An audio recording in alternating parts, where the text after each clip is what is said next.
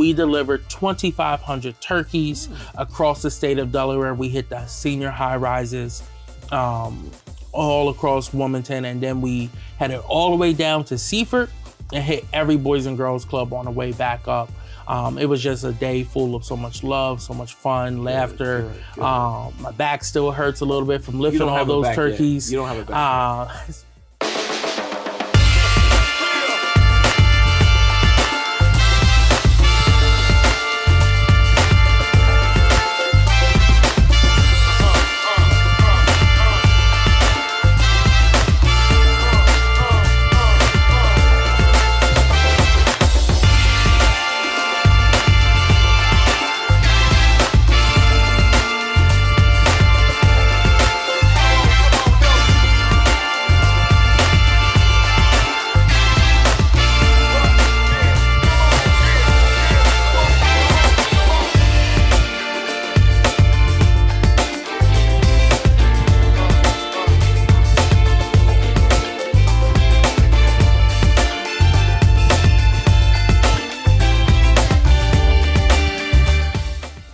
Good evening, this is Dr. Curry. This is Kobe Owens. And welcome to The Source. Well, Kobe, it seems like it's been 1,000 years since you were last on the show. And now this week we have Shanae not here. What's going on with Kobe's life? Yeah, it's been a busy few weeks. We had, at my work, the Metropolitan Wilmington Urban League, we had a big empowerment breakfast where we had our national president and CEO Mark Morial come and speak. We had a packed house, almost 180 people in the room with us. And then following that, we did a fireside chat with him that had maybe about 70 people at lunchtime at the Wilmington Library. They're doing an amazing series. So while we were actually there, I was moving around in the back and Omar from Power came in. So I got to actually talk to him while also listening to my national president speak. So it was a great time. And then these other few weeks, we've just been working on projects. It's the end of the year. I'm sure everyone understands reporting, grants have to get in and stuff like that. So I have been swamped, but I'm super psyched to be back. Well, you said, you guess everybody understand. No, people saw me in the Wawa. They saw me in different places saying, where is Kobe? Do you have an issue with him? Something going on with him? Nothing is going on, but I was getting nervous myself. No. Like maybe he's deserting us. But it's good to have you back for real, Kobe. And Sister Shanae and I will be able to hold it down. People enjoy you and enjoy the scholarship that you bring to this show, and I appreciate you so very much. And Kobe, what people are going to be wondering, like, what's going on with these sweatshirts today? Well, how come they don't have on their suits today? Well, I just want to let everybody know that we decided to dress down. This is Thanksgiving time. We were off 2 days. Yes. Our suits are not fitting the way they needed to fit because we just decided we ain't worried about the diet. We're going to make sure that we eat. What are some of the traditions in your family for Thanksgiving? Yeah, so my family, I have a big family, and my grandmother and her 2 sisters, we rotate around the family whose house we go to. So we're going to be down in Bear with my aunt down there this year. I have one in DC area, and then my grandmother's house. So it's always fun getting to see everyone. We get to see all our cousins. And now I'm at that age where I have a lot of younger cousins who now are there as well too. But I enjoy watching the football games, eating food all day long, just talking, chatting. We don't get to see each other that much. So it's just a time to cherish with each other's presence. Yeah, did you get a chance to see the Eagles game last week? Oh, you know I did. Oh my gracious. Oh, you know I did. But you know what? I have a gentleman who sees me every morning at the Dunkin' Donuts, and he says, Pastor Curry, you are so right. Because I never get excited about when they're losing or winning because they always give you a heart attack. Absolutely. Absolutely. And I mean, I've been an Eagles fan for years since I was little. So I'm used to the roller coaster of every game, right? And sometimes they play to their opponents. But I think that game with Kansas City was an absolute must win for them. It was a revenge game. But then also, I think they didn't play as well. There was Kansas City, I will say, outplayed them, but had more mistakes. All those dropped balls, the fumble at the end as well, too. And then the worst drop ball was at the end, wide open, go ahead touchdown. I'm surprised he still has a job after that Absolutely. drop. And matter of fact, Eagle seized on all of it. And you're right. Yes. It's just they did more mistakes. I want to jump back to our Thanksgiving. Who makes the best potato salad in the family? Ooh. I would get in trouble, so be careful. I would have to say my mom. Okay. That's my mom's specialty. She's actually making the potato salad this year for the family. We all take one dish down as a family and everything. She definitely makes the best. Who's the greens person?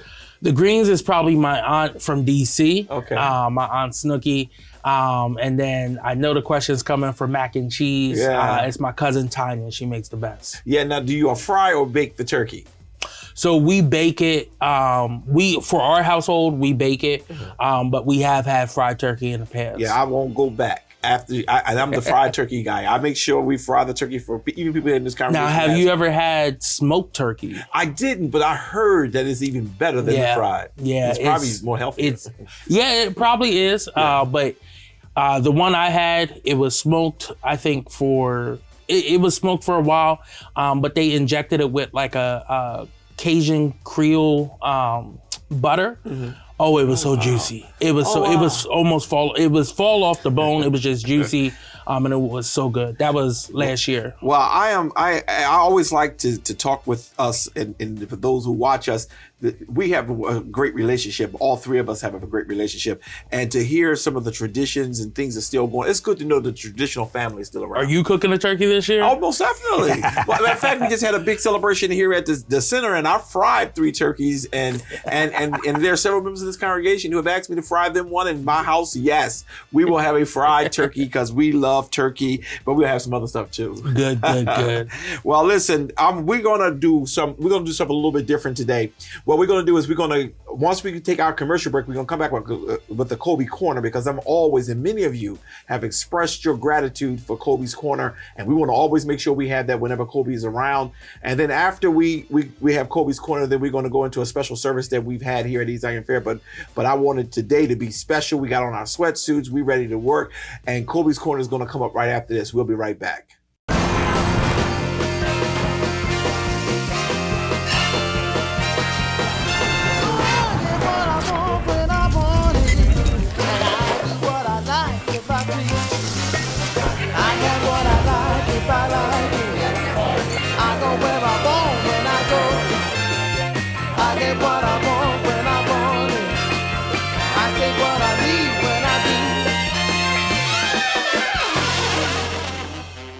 Hello, my name is Eugene Young. I'm incredibly thankful to be here.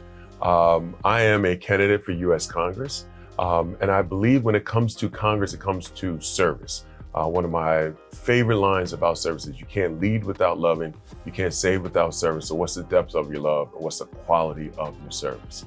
So this aspect of love and service is what brings me here before you today, and wanting to take that and extend that into Congress as we move forward.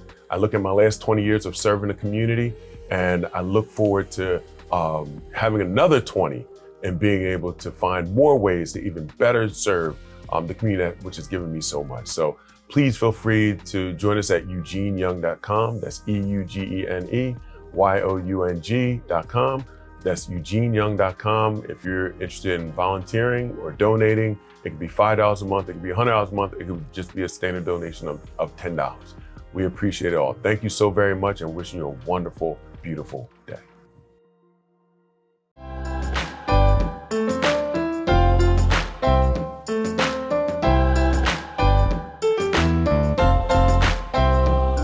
Tune in at 8 a.m.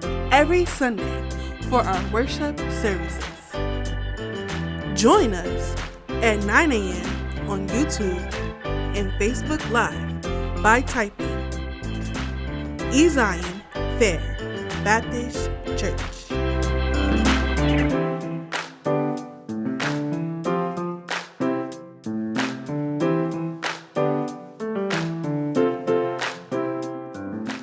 We are Wilmington's most exciting church. Hello, I'm Marcus Henry, and I'm running for Newcastle County Executive. I spent over 20 years working in state and local government, trying to bring the good programs and services you deserve here in Newcastle County. Please support my campaign. Please look us up at marcushenryde.com for further information. I look forward to meeting you all over the next year, and I look forward to your support. Thank you.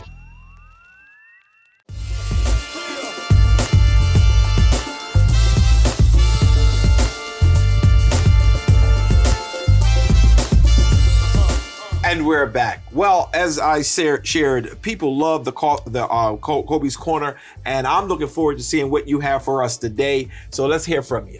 Yeah, so first off, I want to talk about the residency, and I know y'all have been talking about this on the show when I wasn't here.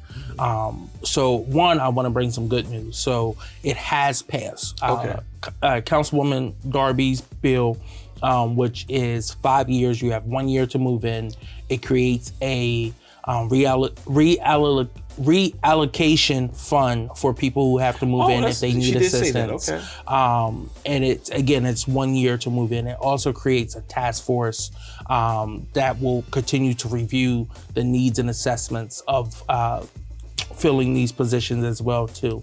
It passed with eight yeses, which is huge. You had Councilman White, Darby, Oliver, Harley, McCoy, Johnson, Council President Congo, and Council member Tish Bracey.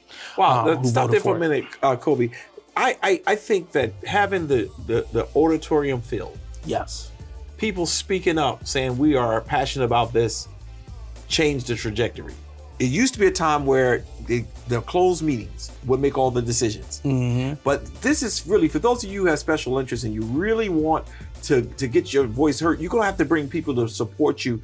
And I think council listened this time. Mm-hmm. Now we also know that it can be overturned at this point. So tell me a little bit about that. Yes, so the mayor has until tomorrow, the 27th, to kind of decide whether or not he's going to veto this piece of legislation. It was sent to him on November 17th, so you have 10 days to do that, which includes the weekend. In some instances, it does not include the weekend. For Wilmington, it does. And at this moment, the legislation hasn't been signed and nothing has been submitted back, which means there hasn't been a veto yet. It can go into law without his signature, or he can veto it.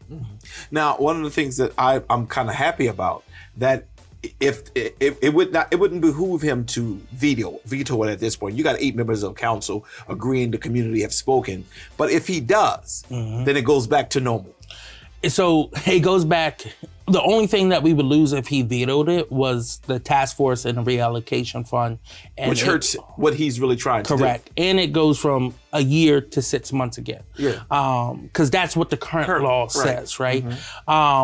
But if the council really wants to push the issue on this and create the things I just said we would lose, they would need 9 votes to override a veto. Yeah. Now, who were the 4?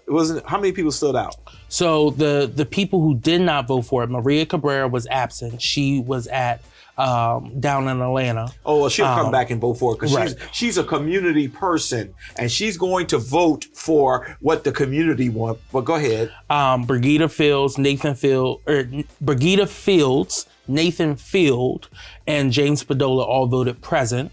And then Councilman Al Mills, who's at large and was appointed, he was the only one to outrightly vote no against this. Yes. Really? Mm-hmm. Well, isn't he? Now, I wish Shanae was here because she reported, he was the one who she worked with, I thought, unless I got the wrong person. No, that was Chris Johnson.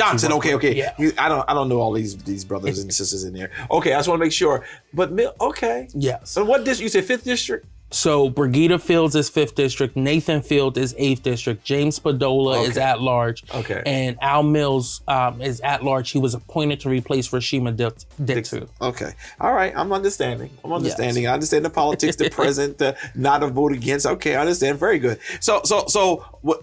Just so for the average viewer. Right now, it has passed, but it will include some other benefits for those who are moving in from out of town, like moving benefits and things of that nature. But if he vetoes it, then it'll go back to the original legislation, the way it was. So I still think they're still going to have a residency requirement. So I think it's probably best to just, if I were he, just leave it alone. Yes, I would hope so as well. Okay.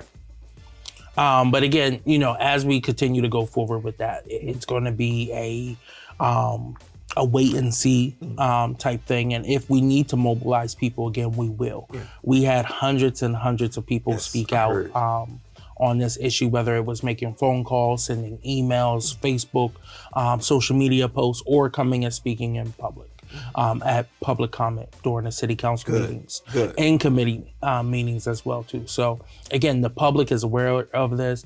Multiple people had submitted applications to the city and still hadn't heard back. So it really wasn't a priority for the city at that time. Yeah, good trouble. I like your shirt. Yes. And that's what you always start. Good trouble in honor of John Lewis. Yes. Next, I want to talk about a special election that's going on. It's a special election. Last week, Ruth Briggs King, representative from the Georgetown area, officially resigned her seat in the Delaware General Assembly. She did that because she moved outside her district, and it's something that had been known. We were just waiting to see when she actually was going to officially move. She's a Republican. She was the only Republican woman in all of the General Assembly. That's both chambers. She decided to resign. She was building a house. The lines moved during redistricting so many times that her new district was drawn just a few miles short of where her new house was being built. So instead of staying in the district, she's decided to go ahead and resign and move into her new house that she was having built. Now, she did say she may not be done. She could run for the state Senate seat against Senator Pettyjohn. So we will see. But we have a special election here in Delaware, and it's been set for December 21st. Okay. Whew. December 21st. It's going to be a very quick pace election, like most special elections are. The winner will serve the remainder of Briggs King's term for the 37th until the November 2024 election. That person could run if they want or not. On the Democratic side, the nominee is Jane Hovington, who is the Sussex County chair, Democratic Party chair. She lives in the town of Georgetown. She's a former member of the Georgetown City Council or Town Council. She's also the former chair of the Sussex County NAACP. Oh, wow. And she's also served on the state committee as the state treasurer as well too for the NAACP. Someone who has deep roots in Georgetown, has been involved for years. So I'm super excited to see Ms. Jane as the nominee there. The GOP, the Republican side, have not formally announced who their person will be. Again, it's up to that subdivision chair in that area to kind of determine who that nominee will be. So I do know there's a few names being floated around, but none of them, there can only be one nominee. It's not like a primary where everyone can run. The party selects who their person's going to be for special elections. Okay. All right. So they have a Republican. They selected their person yet? No, not yet. Okay. Very good. Go ahead. That's what we're waiting for. And then moving on to my next subject, I was down in Georgetown the other day. We participated in the first Big Ive Turkey Drive 2023. This is the continuance of the Norm Oliver Turkey Drive. He retired after 40 years, and Ivan Thomas from DETV took it over. We delivered 2,500 turkeys across the state of Delaware. We hit the senior high rises all across Wilmington, and then we headed all the way down to Seaford and hit every Boys and Girls Club on the way back up. It was just a day full of so much love, so much fun, laughter. Good. My back still hurts a little bit from lifting all those turkeys. You don't have a back yet. But, you know, it was fun. It was fun. And again, you know, the fun part about this, and I've been doing this for years now, since I was almost, 6 or 7. One of the fun things about this is seeing the faces of the people. They just light up, even the kids. So when we go into the Smyrna Boys and Girls Club or one of the smaller Boys and Girls Clubs like Georgetown, the kids are just so excited to be getting food for the holidays, as well as we had our partners with AmeriHealth, Universal Health, who also donated food as well too. So it was just a fun time all around. Good. Yeah.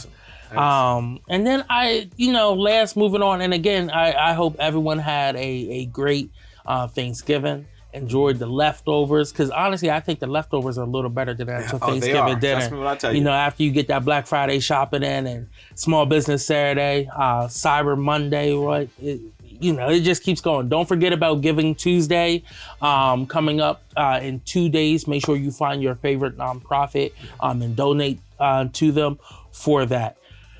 Next, I'm going to talk about the 2023, this election that we just had a few weeks ago. I know I wasn't here to talk right after it happened, but I do want to talk about a few things. So, one, we saw the re-election of Andy Beshear, who is the governor of Kentucky. He beat David Cameron, who was a black attorney general for the state of Kentucky, has served one term and thought he could run for governor. I'm happy David lost, because David mishandled the Breonna Taylor case, one where the federal government came in and said that evidence that should have been used in the state case was not used, and it was complete malpractice. He did that to appeal to Trump, and he even had Trump's endorsement and still lost in Ruby Red, Kentucky. That's what I'm sitting here like, oh wow. So, as you can see, he underperformed everywhere. Again, that's what happens when you try to sell your soul to Donald Trump. And it's been happening all over. We've seen a lot of his candidates lose all over as well, too. Again, you should only be serving one master. Yes, absolutely. And that Master isn't the orange hair, orange spray tan guy from Florida. What's it wrong is not with him. orange? My school colors is orange and blue. What's wrong with orange? Some other takeaways I'm going to talk about. In Virginia, they flipped the state house. So now it's a Democratic Senate and a Democratic House, stopping the Republican governor there. He said if he would have won both chambers, abortion would have been gone completely. In Louisiana, you saw the Republicans flip the governorship, not this past November, but back in October during the jungle primary, because if you win more than 50%, you don't have to go to a runoff. And their attorney general won the governorship there. After this, we also saw the first ever African-American male, or African-American period, elected to Congress from Rhode Island, and Gabe Amos, who was sworn in and is now a member of the Black Caucus down in DC as well too. Again, there was a lot of takeaways, but what I want to say is there's a lot of polls out there. And some of these same polls said that Democrats weren't going to do well, that it was going to be a red wave like they did in 2022. Right. These same polls are saying that Joe Biden's going to lose. Yeah, as a matter of fact, before you go there, I wrote a note while you were talking. Why, how can all of these Democrats be doing so well? Yeah. And the polls are saying that Joe Biden will not. So one thing about polls, and this is as someone who's run polls and someone who's been involved on the back end of things, polls are only tailored to who you want them to be tailored to. Yeah. You're polling a certain demographic, right? Even though they put all the different data to diversify it, a Democrat isn't just a Democrat, right? You can go to the most conservative Democrat and they're going to give you a different answer than just a plain and mill Democrat. You can go to the most conservative Republican and get a different answer than a more, middle of the road Republican, right? So it's all who you target in these polls is the type of answers you're going to get. The media wants something to talk about, right? They don't have the scandal after scandal after scandal that they had under Trump.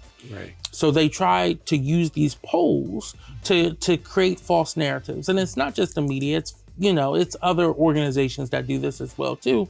But then you have to look at the credibility, right? So most polls should be unbiased. If a candidate is paying for a poll, well, guess what? Most likely it's going to come back in their favor, right? So you just have to pay attention to who's paying for it and where it's coming from. And again, there's so much misinformation out there right now on so many fronts. Yeah, especially TikTok. Yeah, TikTok, Twitter, well, X. So, you know, just be very aware of what is going on. And again, people keep saying, what can be done? What can be done? I wish Congress would take more action. You even have right now, we have an issue of AI. People are creating false campaign videos with AI now with the voice of the candidate, right? So that's going to be very harmful as we go into 2024 elections, which is going to be so critical.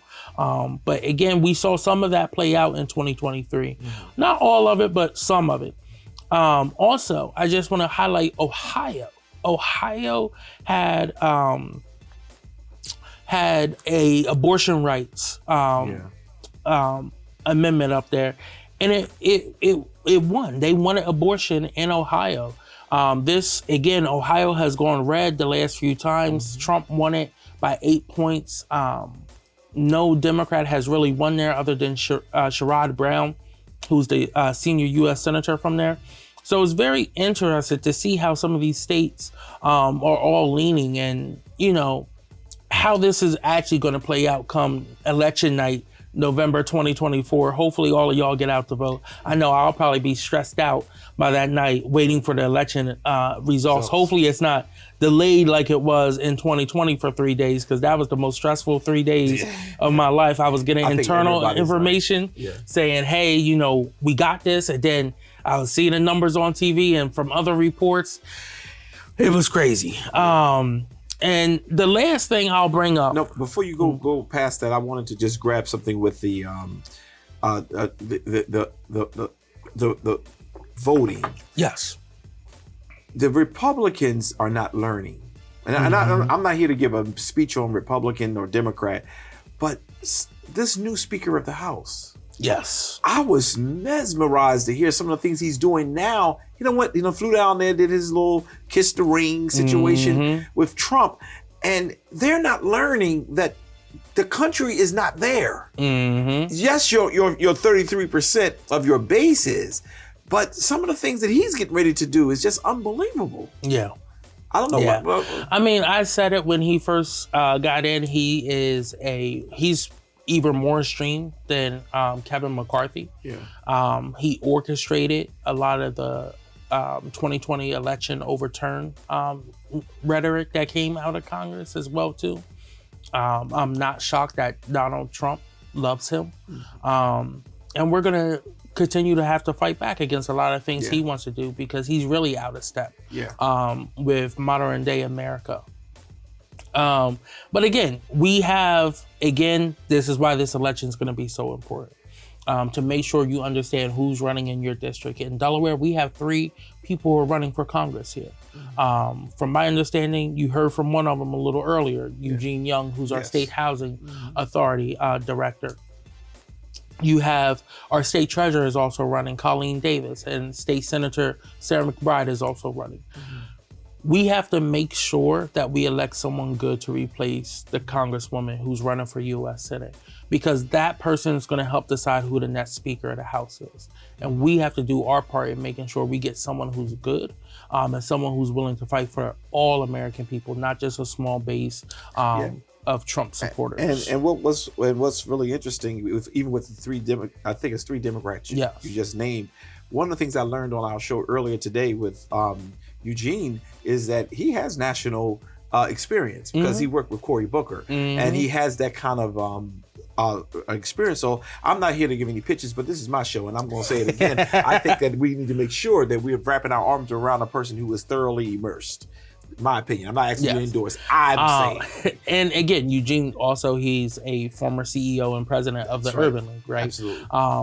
There was another congressperson from Delaware who was also African American, who was a former CEO and president of the Urban League. Absolutely. It happened to be the person who's there now, right? Yeah. Oh, okay. I just want to make sure that people understands the community and they do community work before. But yeah, no, the Urban League has produced some amazing CEOs, including our first one, who was Tony Allen, our second, who was the president of a major HBCU right now. And one of the president's right hand when it comes to HBCU funding.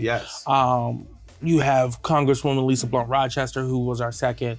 And then, of course, Eugene Young after his mayor election. Now he's our state housing authority director. So again, it's just, power, building that power, and making sure our voices are heard, right? But again, this election is going to be so critical, so critical. We're still seeing a bunch of cases being settled. We just saw the maps in North Carolina be overturned. We saw Louisiana has to redo their maps. Alabama just redid theirs. Most likely, we may see Georgia have to do theirs. And New York is probably the next biggest area where they will have to redo theirs. Now, before I move on from this, I will say George Santos, guy who can't tell the truth. When you are on an interview with Fox News and they're asking you a question and you lie about it, and even Fox News said you just can't tell the truth, can you? That is when you know you are out of touch with everyone and you should just resign. It's called a pathological liar. Yes. Yeah, prevaricator. He refuses to resign. Yeah. But after the ethics report came out, the chair of the ethics committee, who usually stays neutral, put forth a resolution to expel him from the U.S. House. I think this time it will pass. I think all the Democrats will vote in favor of it.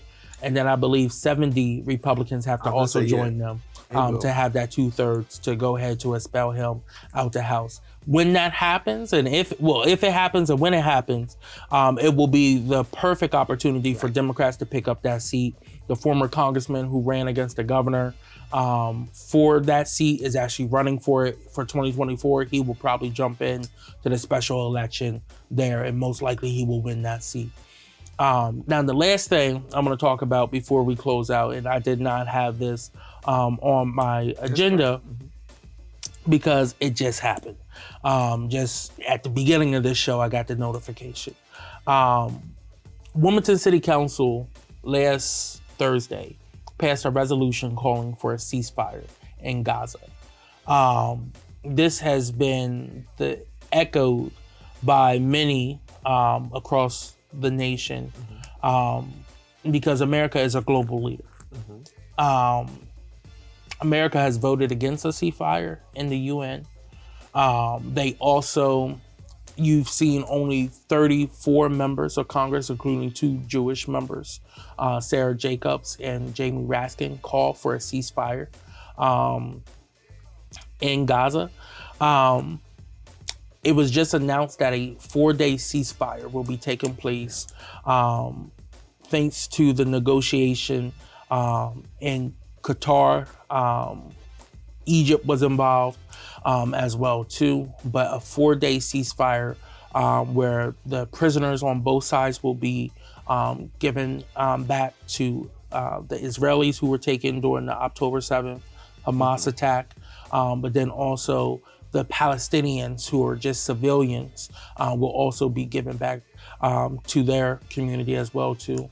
Again, there's not supposed to be any warlike actions going on. That means bombings, that means targeting hospitals.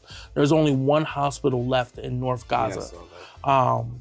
Again, this will give time for critical humanitarian aid to get in and help both the Israelis and Palestine. And again, this has been the echo. Just 2 weeks ago, there was a march on Biden's house, one of the largest marches that we've seen recently. Almost 1,000 people marched to his house to call for a ceasefire. And you could see in the video so much emotion from all ages. You had, I think they said one lady was in her 90s who walked. And then you had babies out there as well too, young kids. Again, this is a critical first step. But again, as I said, I'm a humanitarian. I don't believe in war. And hopefully this can be resolved without any more conflict. I think there's some conclusion coming to it, so I hope it will as well. So again, as we just celebrated Thanksgiving with friends and with family, it's that time of the year.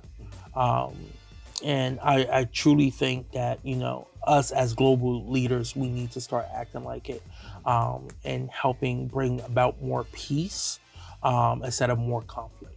I hear you, and we've had so much discussion on that, but we're going to see which route we go, and we believe that everything is going to work for the good. So we hope that they will. Well, Kobe, is there anything else on your agenda for today? That's all I have. Well, the people are very excited to have you back. I'm very excited to have you back. Next week, we hope all three of us will be back together so that we'll be able to share all the things that we wanted to do. Today's telecast was just a relaxed telecast, a chance for us to really hear some of the great things that's going on in and around the city, as well as Kobe's Corner, because many of you have asked, where is it that you love that corner? And I wanted to make sure that we brought that back. What we're going to do now is we're going to shift to an already in progress broadcast of this week's service at Zion Fair, where I was preaching, because we want to just end this with a good message of hope, a good message of celebration. So we hope you enjoyed your time together. Brother Kobe, is there anything else at all for you today? Nothing else that I have. Okay, well, if there's nothing else from you, nothing else from me, we're going to shift right into the already pre-recorded broadcast of the Zion Fair Baptist Church. God bless you. Take care, y'all. I want to talk about it's all working for your good. I don't have nothing deep. I'm just going to talk to you for a few moments, but I need you to tell your neighbor who may be a little stressed out, it's all working for your good.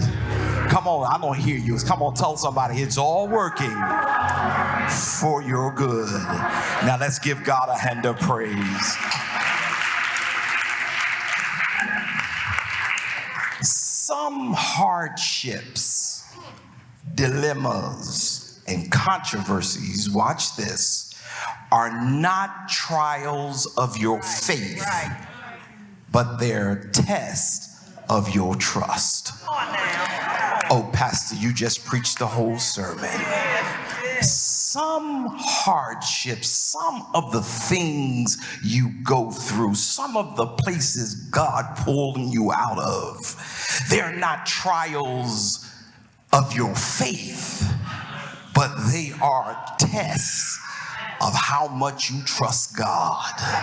I wished I had one person today who determined in your spirit, I'm going to trust God. Because listen to me. Faith is possessing the ability to envision what God wills for our lives.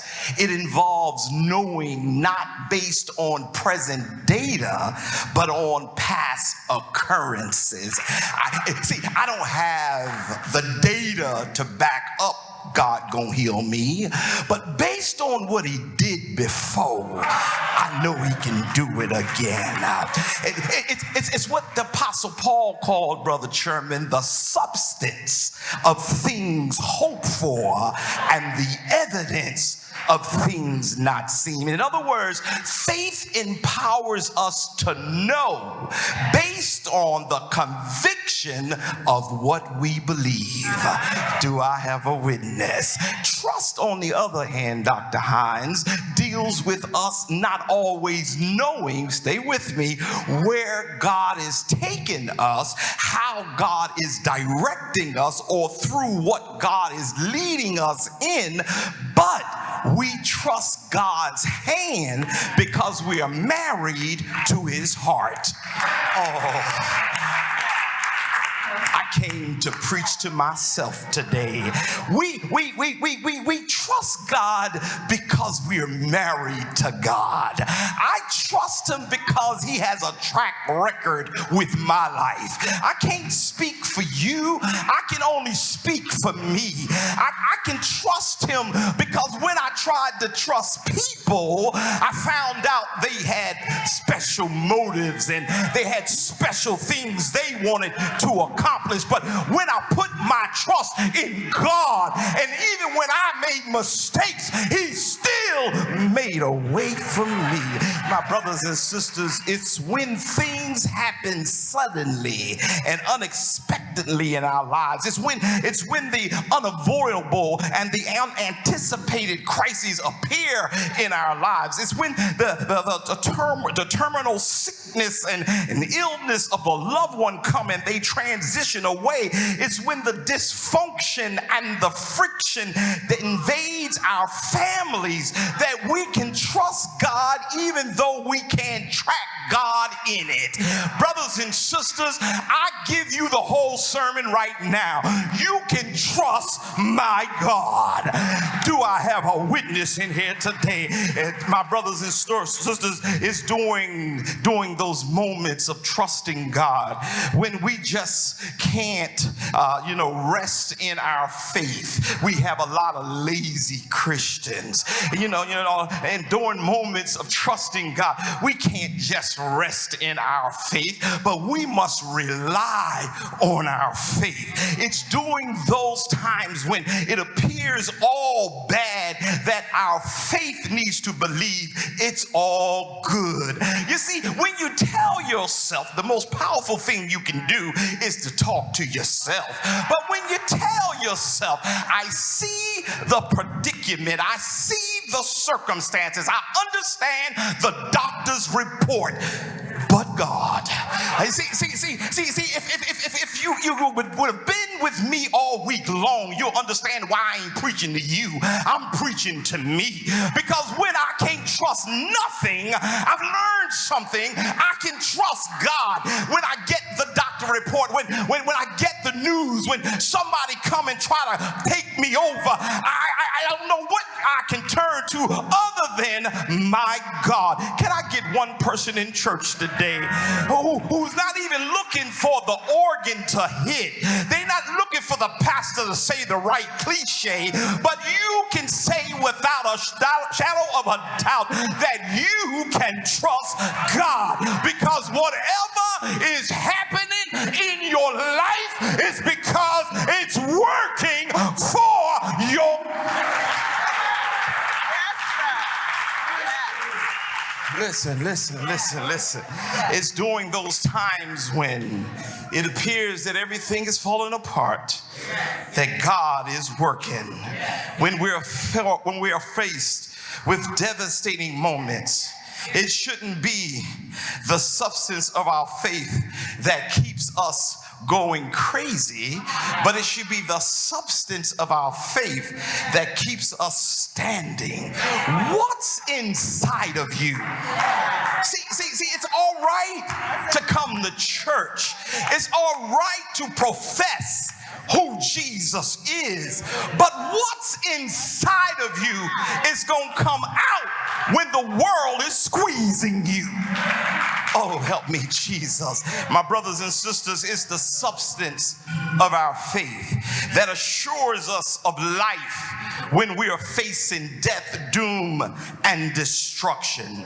And if you truly believe that God is omnipotent, that God is omniscient, that God is omnipresent, then unequivocally we must trust that everything that happens in our lives, it's working for our good. Because the confession of our faith dictates that absolutely nothing catches God by surprise. I set you up and took it the long route just to see if you were listening to me. Nothing, look at your neighbor and say nothing. Nothing catches God by surprise. Which means, Brother Sherman, in those moments when we don't understand life's hardships, our faith has to elevate from, watch this, what we believe to what we know based on who we trust. I done took a Sunday off and now y'all don't act like y'all don't understand the word. But listen to me carefully. You got to move sometime from what you believe to who you trust. I know what I see in his disciple causing problems for what I believe, but I also know who I trust. The old folks said he's a mind regulator. He's a heart fixer. He's a burden bearer. He's a doctor in the sick room. He's a lawyer in the courtroom. Why did they say that? Because whatever I need, my God can supply it. Preach, Pastor, preach. Psalms 34:19 says, watch this, many, somebody say many. I'm just going to talk to y'all and I'm going to get out of here. Many are the afflictions of the righteous, but I don't feel like shouting right there. The Lord delivers us out of them all. Isn't it interesting, Shashika? Isn't it interesting that it's the righteous and not the ratchet that have many afflictions? When I was putting this together, I thought about that thing. Isn't it interesting that here you are coming to church every Sunday. Here you are trying to live for God. Here you are trying to serve God. And you got a lot of stuff going on in your life. And that ratchet neighbor who ain't doing nothing for God, it seems like they getting away with murder. My brothers and sisters, listen to me. Listen to me carefully, because it's not based on what you're going through. It's based on who you trust. I learned to trust God. I learned not to look at my money. I learned not to look at my house. I learned not to look at my friends. I learned how to trust my...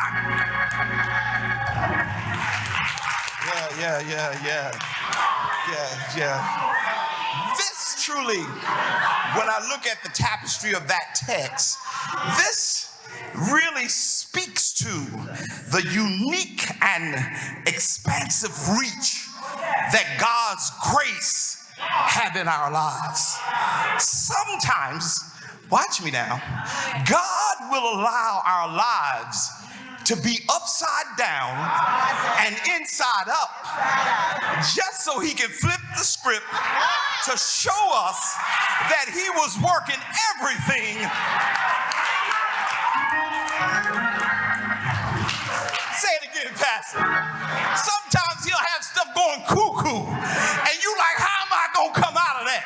But when you come out knowing that it was good for me, that I was afflicted. Because I was afflicted, I got power. Calm down, Curry. Can I just, I'm going to throw something out there that's not in the not in my manuscript. I'm going to throw it out there and I'm going to move on to my question. Listen to me very carefully. Let God arise and let his enemies be scattered. For every person who's looking at me on TV, every person who's in church today, let God arise and let his enemies be scattered. We don't care what they think. We don't care what they're doing. You got to learn how to trust your God. God brought you to it, and God can bring you through it. Do I have a witness in here today? It's all working for our good. Here's the question. What is the unseen evidence that everything is working for our good? Sister Johnson, I'm talking about you. She looked up like, yeah. What's the unseen evidence that everything is working for our good? Here's the first one. God's permission. All I'm going to do today, Dr. Hines, is build the case for why you ought to understand everything that hits your life is working for your good. Here it is. No matter how earth-shadowing something is, nothing is permitted into our lives without God's permission. Satan is not bigger than God. Satan's problems are not more powerful than God. The only way and the only reason why Satan can even come near you is because God will permit him. Look at verse 28. For we know that all things, as blood-washed believers, we must know and affirm that it is in the life of us that nothing that happens to us happens unless God gives it permission. You can't even die unless God gives death permission. Oh, y'all ain't with me today. Even when it looks like the devil is wreaking havoc in our lives, God is still in control of the approval process. That's the divine promise of providence. Theologians, I hope you're with me today. That's the divine promise of providence. God uses any and everything for his honor and for our good. Listen, listen, listen. He uses man's rejection to create your direction. He uses earth's closed doors to open heaven's windows. He uses our pain to produce our power. He uses life's devastations to give you new elevations. God uses everything for his honor and for our good. Even if the enemy sent the thing, God granted the thing permission for his honor and for our good. God has a plan for everything that happens in our lives, even when we don't understand it. And if we believe that, then we've got to make a decision to accept whatever God allows. Who am I talking to? The text says all things. Somebody say all things. The term all encompasses the good and the bad, the positive and the negative, the ups and the downs, the sicknesses and the miracles, the prosperity and the poverty. It's not either slash or, but it's and slash both. Just as a battery has plurality for both, a positive and negative charge, we got to understand, so does God gives it to the believer, so that our lives can be ready for what he has for us. God works in us, through us, and despite of us to prove to us that if we trust him, he's going to bring us out. But we got something we must do. We must decide that we're going to trust God. We have to decide that we're going to trust God. You can ask the pastor to pray for you as much as you desire. You can ask people in the church to pray for you as much as you desire. But you got to make up your mind that I'm going to trust God. I remember I heard Dr. Hines' sermon on last Sunday. Don't think because I wasn't here, I wasn't eavesdropping. I heard her talk about that woman. She had a need, and her need was so strong that she couldn't let culture, she couldn't let nothing get in the way of her responding and getting from God what she needed. If you need something from God, make up your mind before you leave church that everything is working for your good. And I'm going to trust God. I'm going to trust him with my life. I'm going to trust him with my children. I'm going to trust him with my finances. I'm going to trust him with my church. I'm going to trust God. Do I have anybody in here who made up in your mind, I'm just going to trust God because God permitted it, even if it hurts me. God permitted it, even if it's devastating me. God permitted it. Listen. We've got to understand a few things. We got to decide whether we're going to trust God or live beneath where God is trying to take you. You have to make that decision. That decision is not up to your neighbor. That's your decision. We got to decide. And just as you can succumb to the evil one, God is saying, I've given you the power to resist the evil one and do what I've called you to do. It's all about you deciding. God is not looking for chickens who are in the fellowship of him. He's looking for people who have decided, based on what you did for me in my past, God, I know you can do something new for me. I know you can. I know you can. You remember the old choo-choo train? I think I can. Everybody around the choo-choo train was saying, you're not going to make it. You're too little. You don't have enough. You've been trying to do it for a long time. But when the choo-choo train man made up his mind, I think I can. Even though sometimes it got lonely, I think I can. Even though sometimes it didn't look like I was going to be able to make it, I think I can. I think I can. Did you know in the Bible it says that the power of life and death is in your tongue? Because when you begin to say, I think I can, it'll turn to I know I can. And when it turns from I know I can, it'll turn to I told you it can. Because God never wastes anything with his people. Do I have a witness in here? My brothers and my sisters, please note this for the record, that God wants you to trust him. He permitted it. Oh, Pastor, that hurt my feelings. I had a good opinion of God. I don't believe that God will allow this to happen. I don't believe that God will allow that to happen. Listen to me carefully.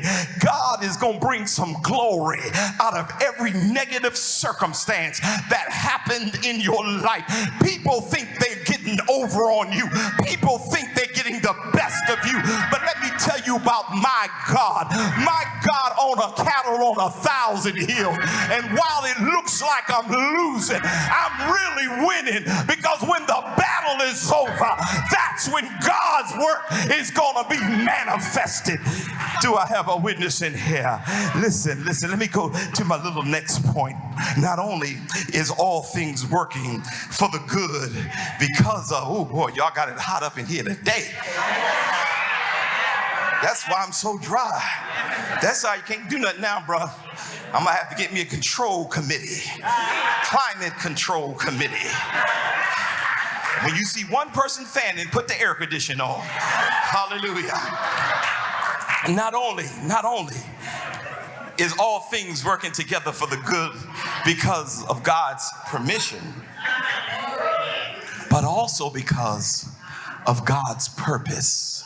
Come on, look at your neighbor and say, God's purpose. God operates strategically through his purpose. In other words, God orchestrates the activities of our lives according to his purpose for our lives. The latter part of verse 28 says, for the good of those who love him and who have been called according to his purpose. God's purpose encompasses God's calling. When God called us, disruption, delay, and detour were all a part of the journey for our purpose. Do I have a witness? But here's the problem, Brother Deacon Burke. Here's the problem. We want to freely flow into the place of purpose without going through God's development process. Wait a minute, stay with me. I'm going to do a little teaching. I'm going to get out of your way. God is not interested in your comfort, but he's interested in your character.